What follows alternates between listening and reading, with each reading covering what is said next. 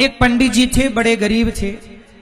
पंडितानी एक दिन पंडित जी से बोली कि सुनो, आप इतने गरीब हो, पेट भर हमें भोजन भी नहीं मिलता।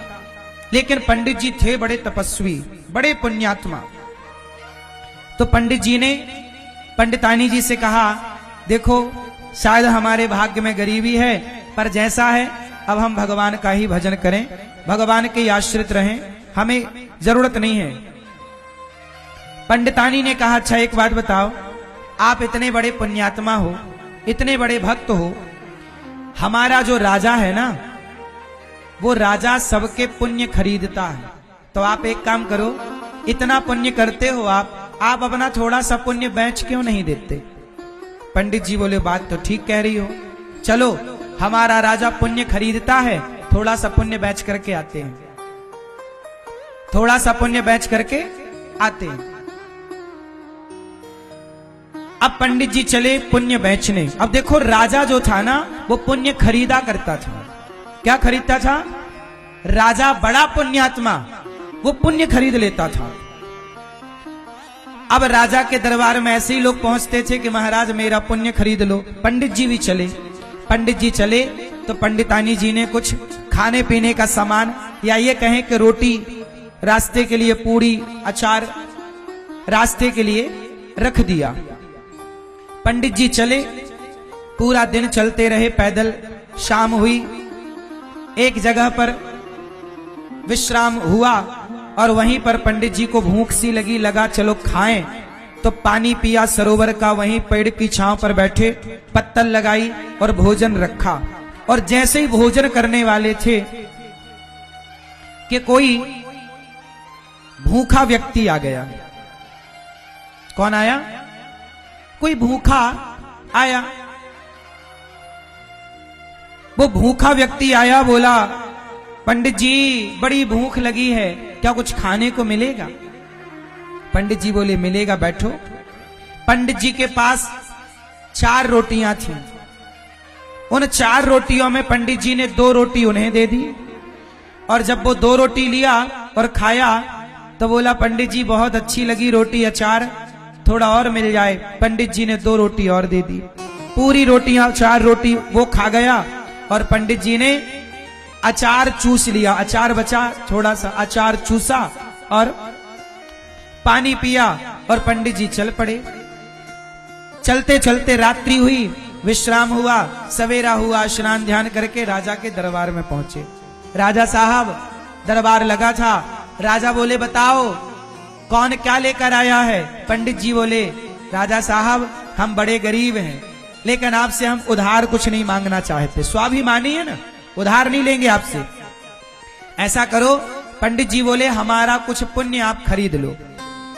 तो राजा की जो पत्नी थी ना, वो बड़ी पुण्यात्मा थी, बड़ी पतिव्रता थी। तो पतिव्रता नारी से पूछा करता था राजा के, बताओ पंडित जी ने कौन सा पुण्य किया है? तो वो पतिव्रता नारी अपने पति की सेवा के बल पर सब जान जाती थी कि आपने पुण्य कितना किया है। तो पंडितानी के पुण्य को जान गई पतिव्रता नारी, राजा की पत्नी। राजा की पत्नी ने कहा कि महाराज, ये जो ब्राह्मण है, इसने कल 4 रोटियों का दान किया है। कल क्या किया है इन्होंने? 4 रोटियों का दान। तो तुम एक काम करो कि 4 रोटियों का जो दान हुआ है, वह दान का पुण्य खरीद लो। राजा बोले, महाराज कल आपने रोटी किसी को खिलाई भूखे को? पंडित जी बोले, महाराज आपको कैसे पता? अरे मेरी पत्नी सब जान जाती है, बड़ी तपस्वी है। अच्छा, हाँ महाराज दान किया था। तो महाराज सुनो, राजा बोले कि तुम्हारी 4 रोटी का जो पुण्य है वो बड़ा है। एक काम करो, मैं तुम्हारी 4 रोटी जो तुमने कल एक भूखे को दान किया है, वो पुण्य खरीदना चाहता हूं, बेचोगे? पंडित जी बोले, महाराज ले लो। एक तराजू बांधी गई। तराजू के एक पलड़े पर राजा का पुण्य एक तुलसी के पत्ते पर आवाहन किया गया। किसका आवाहन किया गया? राजा ब्राह्मण के पुण्य का। देखो हमारे यहां आवाहन किया जाता है तो पत्थर की मूर्ति में जब आवाहन किया जाता है तो प्राण प्रतिष्ठा होती है, तो उन्हें भगवान कहा जाता है। हमारे यहाँ यदि भगवान का आवाहन हो सकता है तो पुण्यों का भी आवाहन, तो ब्राह्मण के पुण्य का आवाहन तुलसी के पत्ते पर किया, और वो धर्म का युग था। तराजू के एक पलड़े पर तुलसी का पत्ता रखा गया। राजा बोले कि तुमने 4 रोटियां दान की तो रोटी के बराबर सोना हम रखेंगे दूसरे पलड़े पर। राजा ने सोना रखा उतना 4 रोटी के वजन का, पर तुलसी का पत्ता मतलब ब्राह्मण का पुण्य ज्यादा था। राजा ने और सोना रखा, आधा किलो सोना रख दिया, 1 किलो सोना रख दिया, लेकिन 1 किलो सोने से भी राजा ब्राह्मण के 4 रोटियों का पुण्य खरीद ना सका। राजा ने 2 किलो सोना रखा, राजा ने 5 किलो सोना रखा।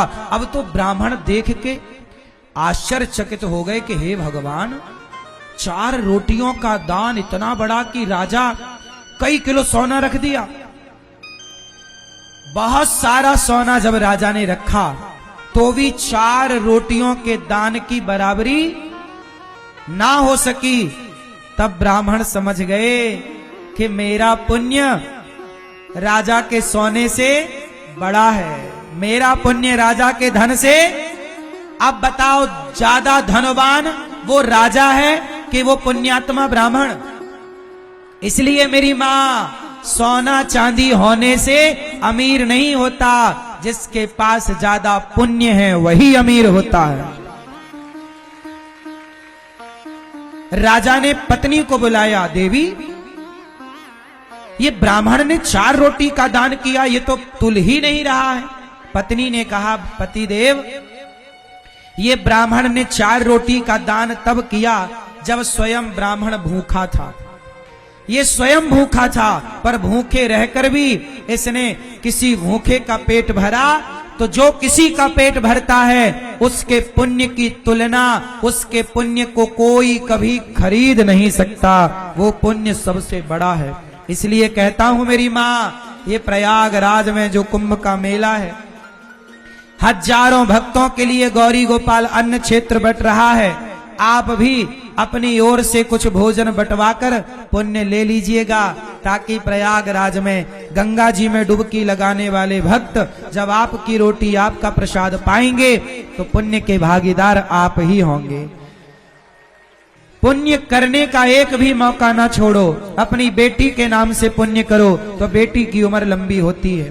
बेटे के नाम से अन्नदान पुण्य करो तो बेटे की आयु लंबी होती है, और बेटे के ऊपर आने वाला कोई भी संकट दान पुण्य से कट जाता है, टल जाता है। तो आप भी जरूर दान करिएगा। गौरी गोपाल अन्न क्षेत्र जो बट रहा है, हजारों भक्त नित्य प्रसाद पा रहे हैं और वर्षों से बट रहा है। वृंदावन में तो सालों से बट रहा है ना, अखंड रसोई चलती है वृंदावन में। कोई भी आओ, सबके लिए दरवाजे खुले हैं। ये दास अनिरुद्ध को भगवान ने अन्नदान की ही सेवा दी है। आपसे बस इतनी विनती है कि आप भी अन्नदान करके पुण्य के भागीदार बनो।